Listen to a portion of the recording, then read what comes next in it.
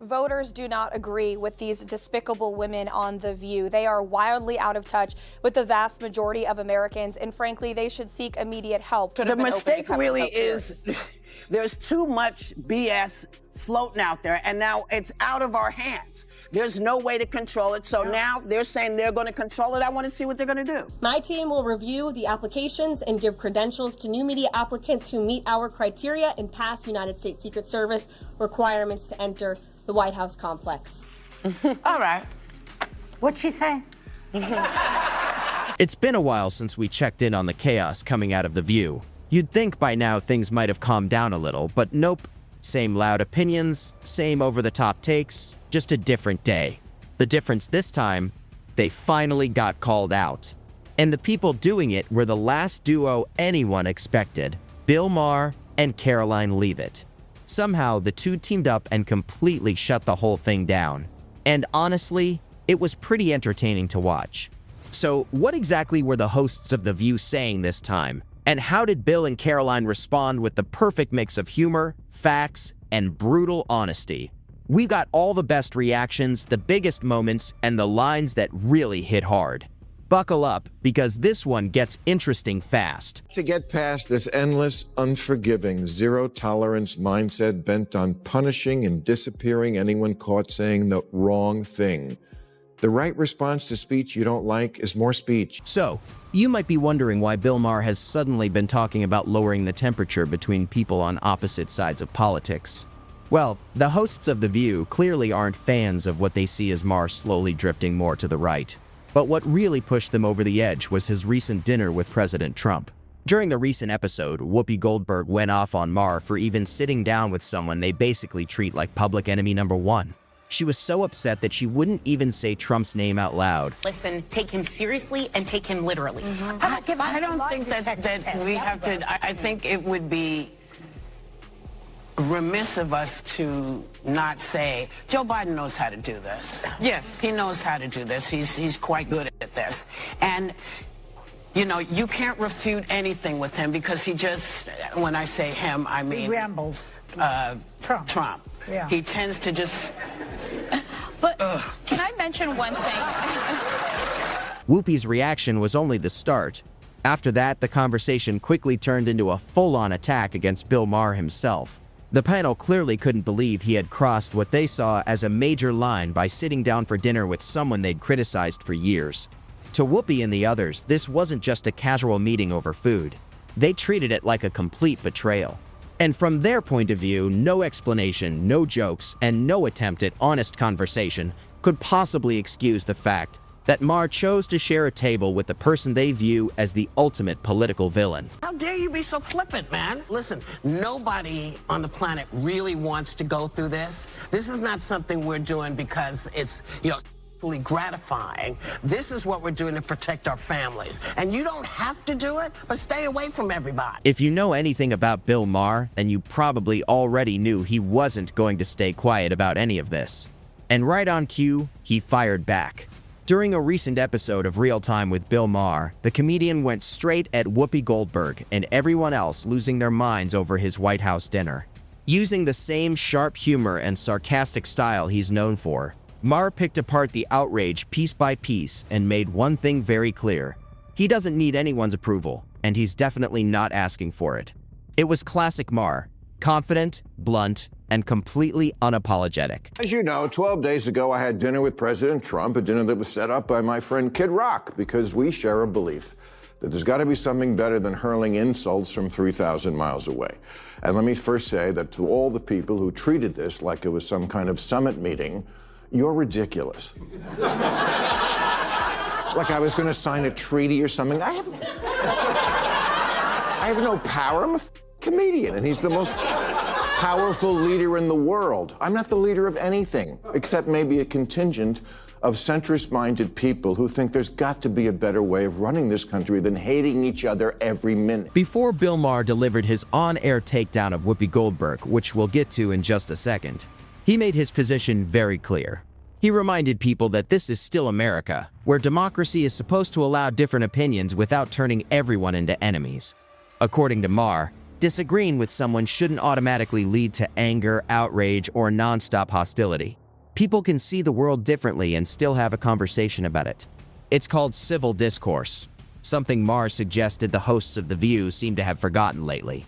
He wasn't just defending himself either. He was defending the idea that political disagreement doesn't have to feel like a personal war. Sounds pretty reasonable, right? Well, apparently not to Whoopi, who reacted as if Maher's comments were aimed directly at her. Well, if he's right, then why didn't people vote for the former prosecutor who actually had policy plans to help the working class? I know as I say that, millions of liberal sphincters just tightened. Oh my God, Bill, are you going to say something nice about him? What I'm going to do is report exactly what happened. You decide what you think about it. And if that's not enough pure Trump hate for you, I don't give a f. Whoopi even went as far as comparing Trump to Kamala Harris, which only made her reaction look more politically one-sided. It gave the impression that her real issue wasn't the idea of Maher having dinner with a political figure, but specifically which political figure it was. If it had been Kamala Harris instead of Trump, her reaction likely would have been completely different. The same comments that were treated as unacceptable in this case might have been welcomed without hesitation. That contrast is what stood out. It made the whole response feel less about principle and more about politics, highlighting a clear double standard in how the situation was being judged. I want to talk about Whoopi Goldberg because I got so many texts this week because she attacked me the week before. Sure. So everybody was like, oh, Bill, I get you're enjoying the karma. First of all, I'm going to talk about this at the end of my show next week, teaser. But there is no thing as karma, okay? Get over that. Whoopi attacks me on a regular basis. She says stupid on a regular basis. They just happen to coincide. And this is exactly why a lot of people respect Bill Maher. He doesn't just talk about free speech, he actually lives by it. When the outrage machine comes for him, he doesn't fold. Even after Whoopi Goldberg called him out publicly on national TV, Maher stood his ground and didn't budge from what he believes.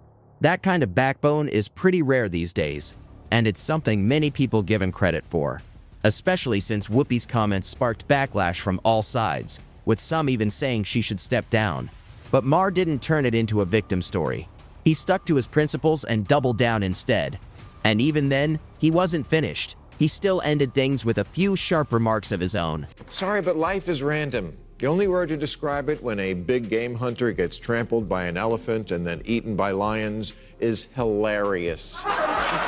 Ouch. Did Bill Maher really compare Whoopi Goldberg to a hunter and himself to a lion? That's what it sounded like. Say what you want about Maher, but he knows how to land a line. And in his view, the roles were flipped. In this strange media hunt, Goldberg came in swinging hard, ready to call out what she saw as a betrayal.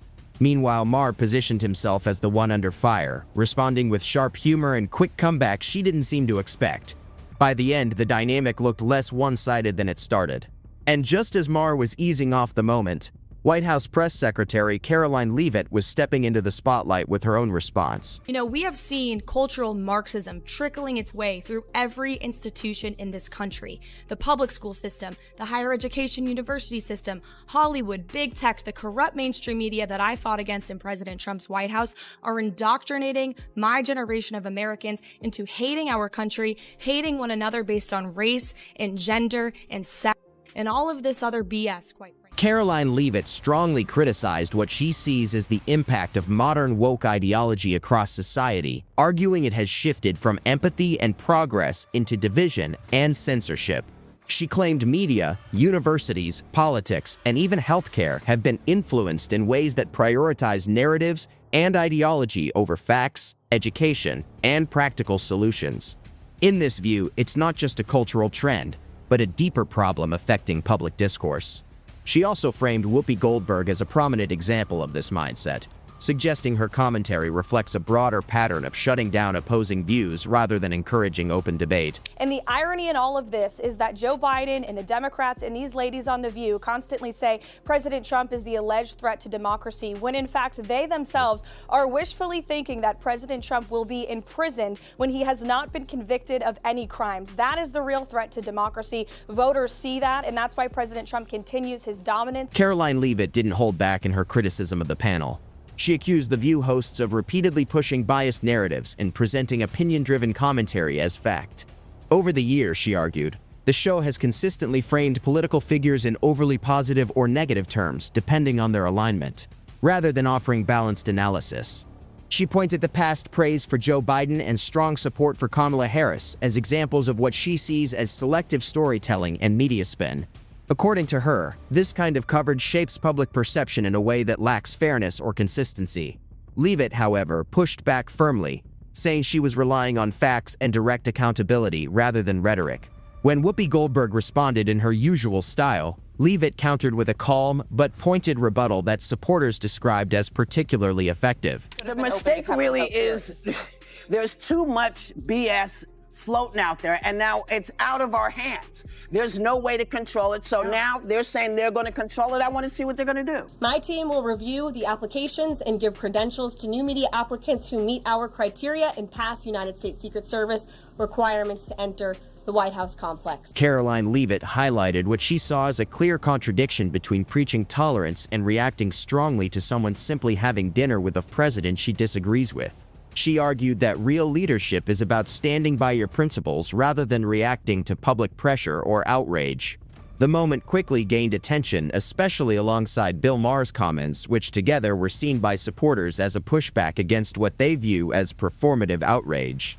Karoline and Maher both stood their ground in different ways, while critics of The View saw the reaction as an example of inconsistent standards in political discourse.